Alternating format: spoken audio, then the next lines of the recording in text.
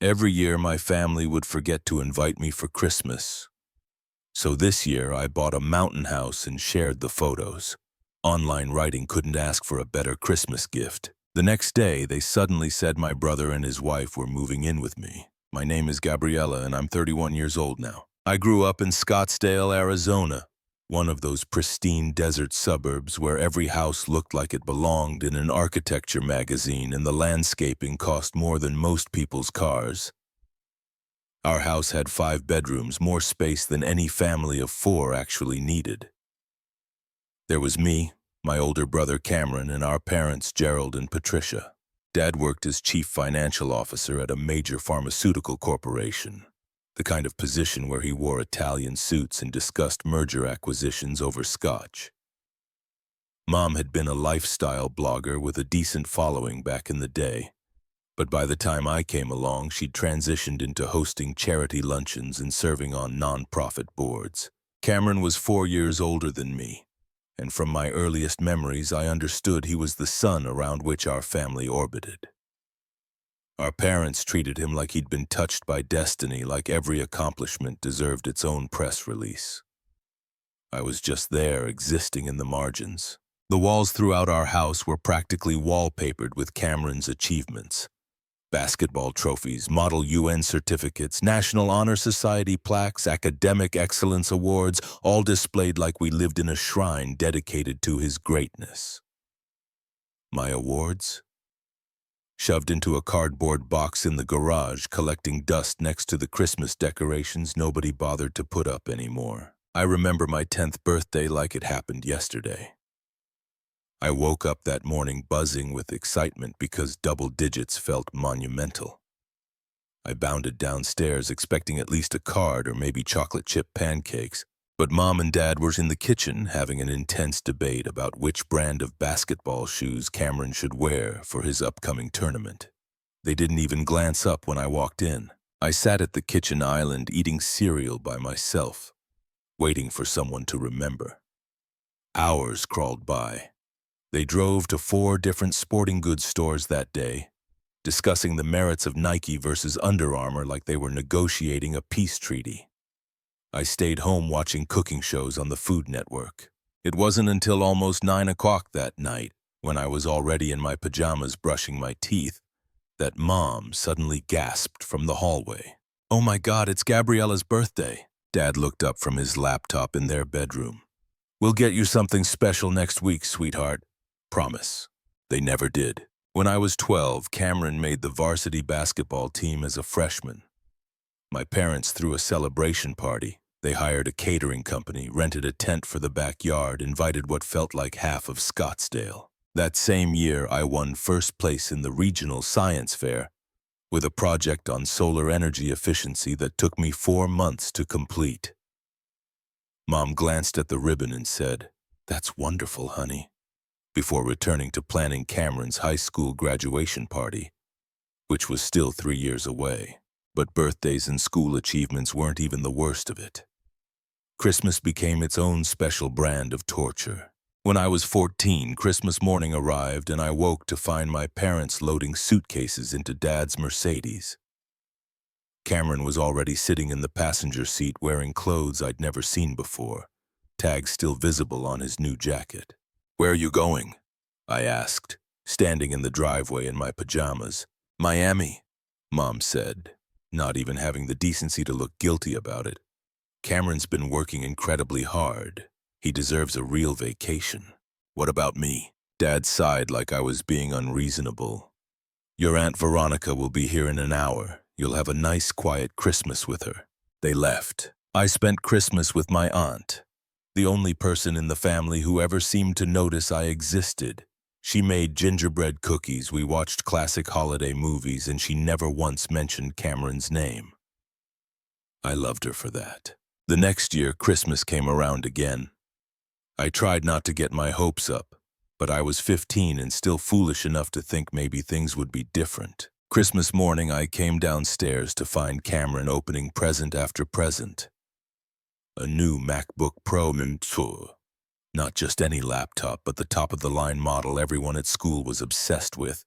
It probably cost $3,000. He also got a leather bomber jacket, an expensive watch, concert tickets to see his favorite band, and a stack of other gifts. Then Mom handed me an envelope.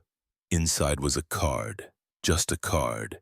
It had a picture of a snowflake on it and a generic Merry Christmas message printed inside. No money, no gift card, nothing. Just a card. I stared at it, then looked at the mountain of boxes surrounding Cameron. "This isn't fair," I said. "Cameron gets all this expensive stuff and I get a card." "Cameron is in college," Dad said, like that explained everything. "These things are investments in his future. Don't be petty, Gabriella. It's not attractive to keep score of other people's gifts." I went back to my room and cried. Aunt Veronica called later that day and I told her everything. She said she was sorry and I believed her because she was the only one who ever was. It became a pattern I could set my calendar by. Every Christmas, Cameron received incredible gifts.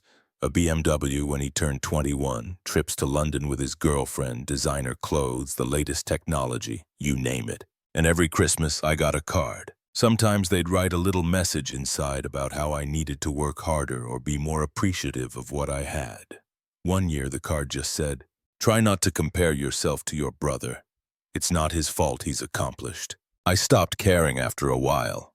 Or at least I convinced myself I did. When I turned 18, I got accepted to Arizona State University in Tempe. I packed my belongings, moved into the dorms, and barely looked back. I called home maybe once a month, usually when Mom texted asking why I never checked in. The conversations were always identical. She'd spend 20 minutes talking about Cameron's internships or his grades or his new apartment downtown. Then she'd ask how school was going, and before I could answer with more than a sentence or two, she'd remember something else about Cameron. And we'd circle right back to discussing him. I stopped expecting anything different, but even though I'd moved out and started building my own life, some stupid part of me still wanted to be included in family events, Christmas especially. I missed the idea of it, even if the reality had always been painful. The first year at Arizona State, I called Mom in early December. "I was thinking I'd come home for Christmas," I said. "I don't have any finals after the 18th, so I could stay for a week or so." There was a long pause. "Actually, Gabriella, it might be better if you stayed at school this year," Mom said. "Maybe celebrate with your friends from the dorm. Cameron's fiance's family is coming over. It'll be a full house. You understand, right? There are 5 bedrooms. It's just better this way. You'd feel out of place anyway." I didn't argue. What was the point? I drove to Scottsdale anyway that Christmas, but I stayed with Aunt Veronica. I didn't even drive past my parents' house. Later, I saw photos on Mom's Instagram. Everyone smiling around the tree, champagne glasses raised, the caption reading, "Our whole beloved family together for the holidays." I wasn't in a single photo. After that, I stopped asking to come home and they stopped pretending to invite me. I graduated with honors 3 years later. I got a job at Zenith Brand Strategies right there in Phoenix, and I worked relentlessly. 3 years after that, I got recruited by Apex Marketing Collective, one of the most prestigious marketing firms in the Southwest. Real campaigns, real clients, real money. But my family didn't know any of it because they never asked. I stayed loosely connected through a family group chat where Mom would post photos of Cameron and his wife Vanessa at charity galas or wine tastings or whatever they were doing that week. Cameron had gotten married a few years back. I wasn't invited to the wedding. Mom said it was an intimate ceremony, just close family. I saw the photos later.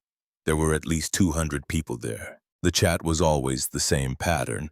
Mom posting about Cameron's latest achievement. Dad chiming in with how proud he was.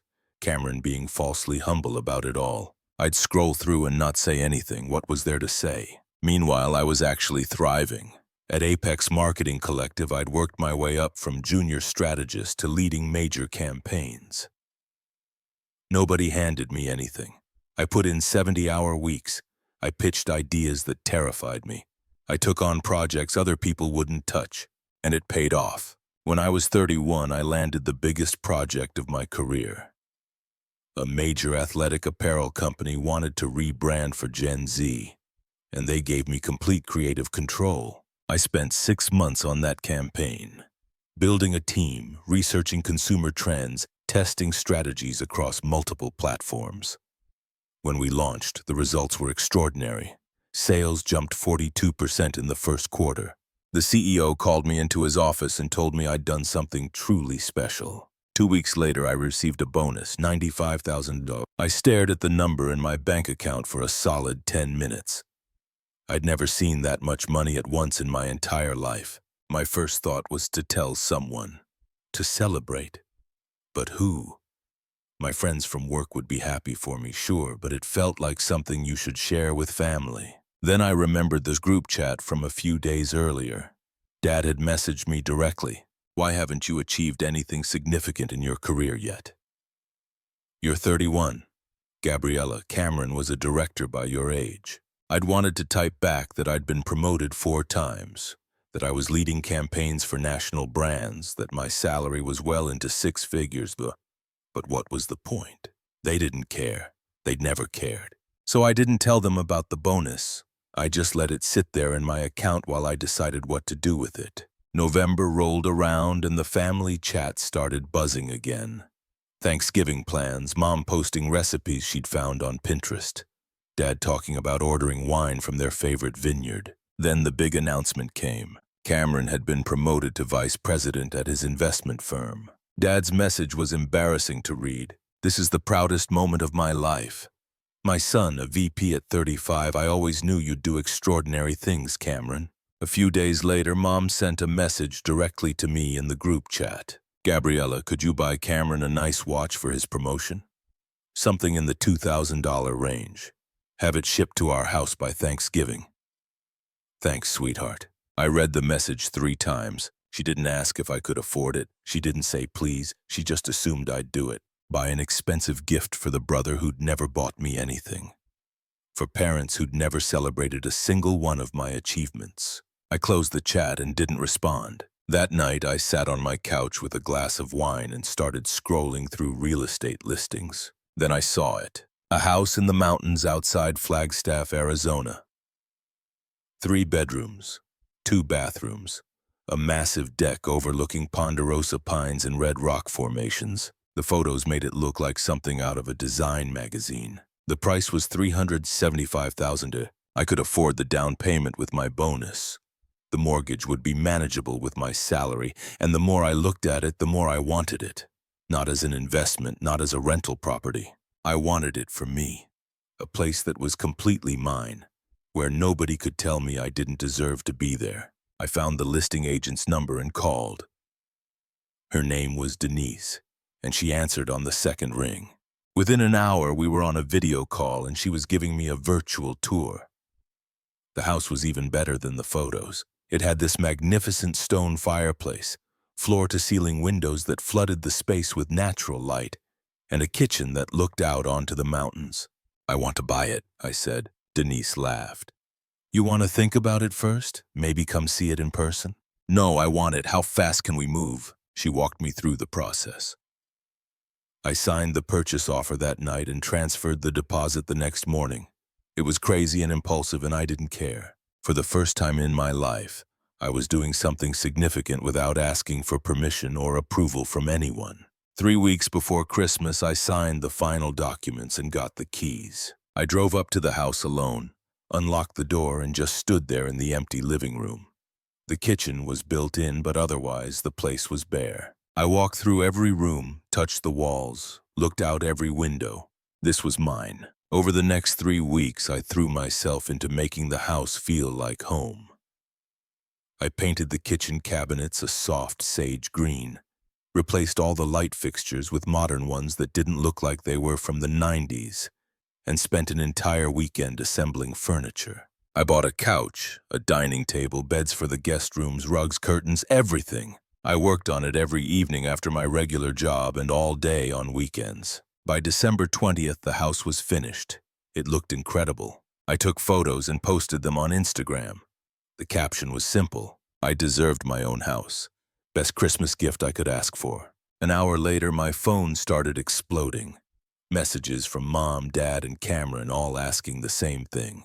What is this? Whose house is that? Where did you get the money? I read through them with a smile and didn't respond to a single one. Another hour passed. Then Mom sent another message. Family dinner, December 22nd, 7 p.m. This is not optional. I thought about ignoring that too. But honestly, I was curious. I wanted to see their faces when I told them the truth. December 22nd came, and I drove to my parents' house in Scottsdale. I rang the doorbell and Dad answered. He didn't say hello or ask how I was doing. He just looked at me with this stern expression and said, "Living room, now!" Mom and Cameron were already sitting there. Cameron had his arms crossed and Mom looked like she'd been crying, which was her favorite manipulation tactic. I sat down in the chair across from them and waited. "Whose house is that?" Dad asked immediately. I smiled. "Mine. I bought it with the $95,000 bonus I got from work." The room went silent. Mom's mouth actually fell open. "That's impossible," she said. "You can't earn that much. You're just a manager." Actually, if any of you had bothered to ask about my life in the past decade, you'd know I work for Apex Marketing Collective, one of the most successful marketing firms in the Southwest. I lead major campaigns. I've been promoted multiple times. My salary is significantly above the national average. The bonus was for a rebranding project that increased client sales by 42% in one quarter. Dad looked like he'd been slapped. Cameron just stared at me. "You should have consulted us before making such a large purchase," Cameron said finally. "You can't just spend money like that without family input." I actually laughed. I couldn't help it. "What's funny?" Cameron snapped. "You thinking I need your permission to spend my own money?" "This is serious," Cameron said. "We're family. We make big decisions together." "Oh? Like you included me in your wedding or any of your decisions ever?" Mom jumped in. "This attitude is exactly why we're having this conversation. You've become selfish, Gabriella. That house is too big for one person. We should celebrate Christmas there this year, all of us together."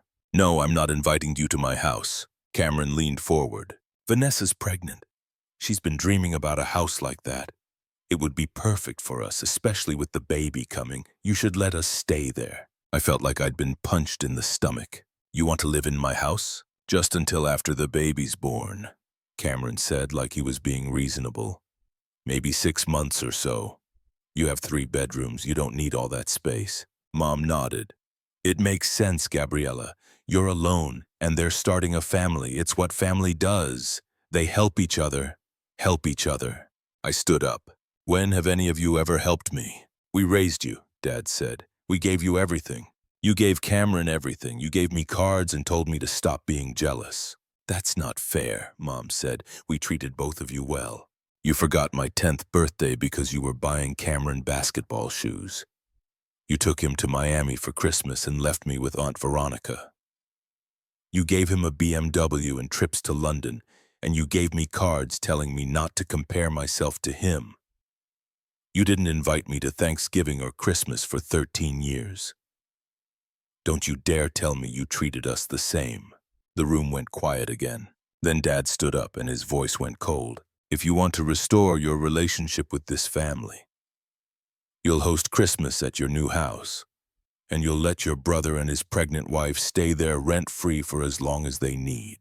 I looked at each of them. Mom with her fake tears, Dad with his entitled expression, Cameron sitting there like he deserved everything I'd worked for. "You didn't invite me to Thanksgiving this year," I said quietly. "You didn't invite me to Christmas. You haven't invited me to anything in over a decade. And now you want to use my house. This is about family," Mom said. "No, I'm done. I don't need your approval anymore. I'm not hosting Christmas for you. I'm not giving Cameron my house. I'm not coming to your celebrations. I'm done with all of it." I turned and walked toward the door. "Gabriella!" Dad shouted. "You walk out that door and you're choosing to cut ties with this family." I stopped and looked back at them. "You cut ties with me years ago. You just never noticed because you were too busy worshiping Cameron." I left. They were all yelling behind me, but I didn't stop.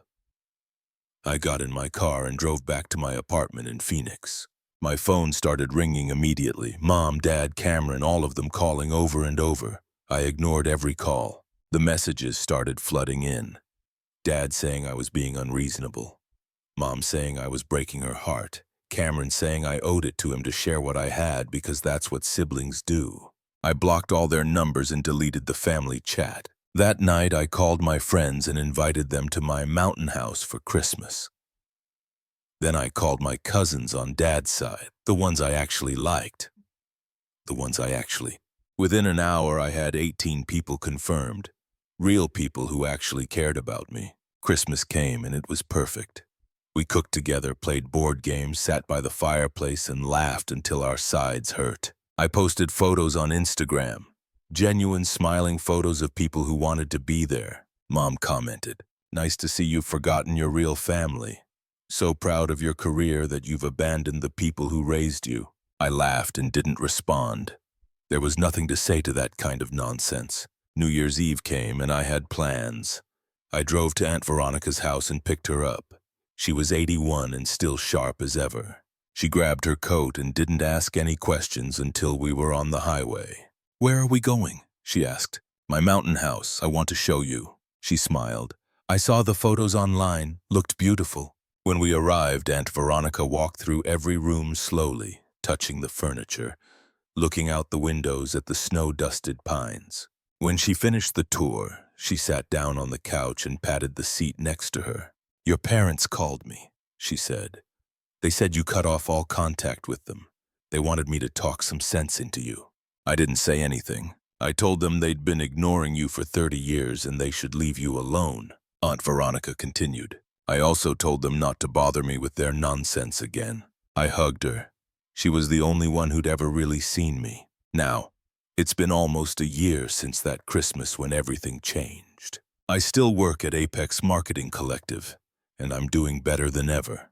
Got another promotion in July. My apartment in Phoenix is comfortable, but my mountain house is my sanctuary. I go up there most weekends, sometimes alone, sometimes with friends. My parents and Cameron occasionally post things on social media. Family photos where they all look perfect. Captions about being blessed.